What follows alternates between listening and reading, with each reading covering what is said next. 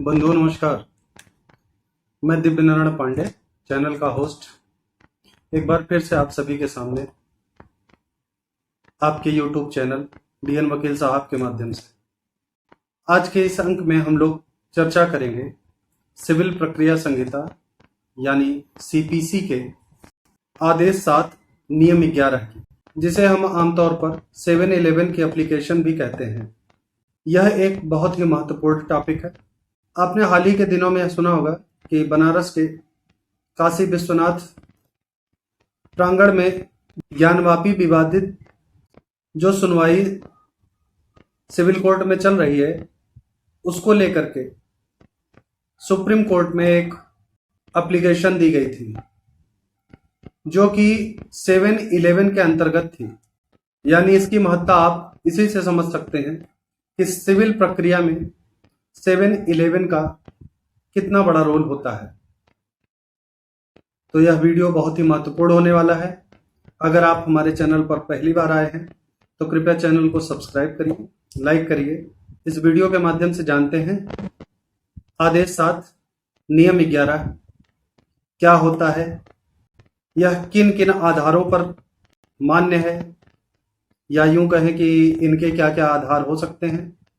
चलिए शुरू करते हैं और जानते हैं सिविल प्रक्रिया संहिता 1908 आदेश 7 का नियम 11 क्या कहता है, जानते हैं। और साथ ही सिविल प्रक्रिया संहिता के अंतर्गत आदेश 7 नियम 11 को किस रूप में परिभाषित किया गया है, यह भी जानते हैं। वादपत्र को नामंजूर किया जाना इस प्रार्थना पत्र का उद्देश्य होता है। यानी हम कह सकते हैं कि सिविल प्रक्रिया के अंतर्गत न्यायालय में दायर किए गए मुकदमे को आदेश 7 नियम 11 के अंतर्गत दावे को खारिज करने के लिए प्रार्थना पत्र दिया जा सकता है।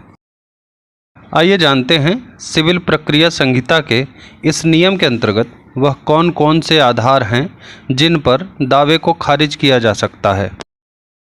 इस नियम के अंतर्गत प्रस्तुत वादपत्र या दावा आगे की स्लाइड में बताए गए बिंदुओं के आधार पर नामंजूर किया जा सकता है। क, जहां वह वाद हेतुक प्रकट नहीं करता है, यानी सरल भाषा में कहें तो दावे में विवाद का कारण नहीं बताया गया हो। ख, जहां दावाकृत अनुतोष का मूल्यांकन कम किया गया है और वादी मूल्यांकन को ठीक करने के लिए न्यायालय द्वारा अपेक्षित किए जाने पर उस समय के भीतर जो न्यायालय ने नियत किया है ऐसा करने में असफल रहता है। यानी हम कह सकते हैं कि वाद का जो मूल्यांकन है वो सही नहीं किया गया है और न्यायालय के द्वारा उसे ठीक करने का जो समय दिया गया उसमें भी उसको ठीक नहीं किया गया। ग, जहां दावाकृत अनुतोष का मूल्यांकन ठीक है किंतु वादपत्र अपर्याप्त स्टाम्प पत्र पर लिखा गया है और वादी अपेक्षित स्टाम्प पत्र के देने के लिए न्यायालय द्वारा अपेक्षित किए जाने पर उस समय के भीतर जो न्यायालय ने नियत किया है ऐसा करने में असफल रहता है। यानी हम समझ सकते हैं कि स्टाम्प ड्यूटी में कमी होने के कारण भी वाद खारिज किया जा सकता है। घ, जहां वादपत्र में के कथन से यह प्रतीत होता है कि वाद किसी विधि द्वारा वर्जित है, यानी वादपत्र में कही गई बातें कानून के द्वारा अमान्य घोषित की जा चुकी हैं।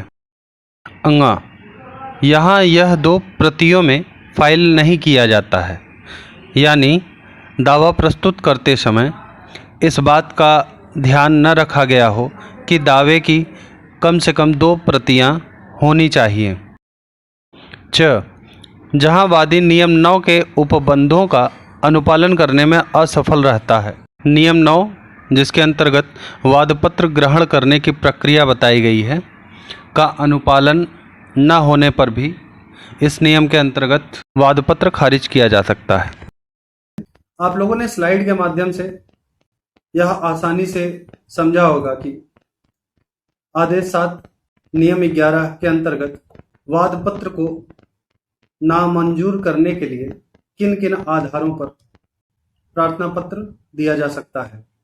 अगर फिर भी आपको इस वीडियो से जुड़े हुए कोई प्रश्न, कोई सुझाव रखना चाहते हैं या हम तक पहुंचाना चाहते हैं तो आप कमेंट बॉक्स में जा करके कमेंट के जरिए अपनी बात रख सकते हैं। वीडियो को आखिरी तक देखने के लिए आप सभी का बहुत बहुत धन्यवाद। चलिए मिलते हैं अपने अगली वीडियो में, तब तक के लिए नमस्कार।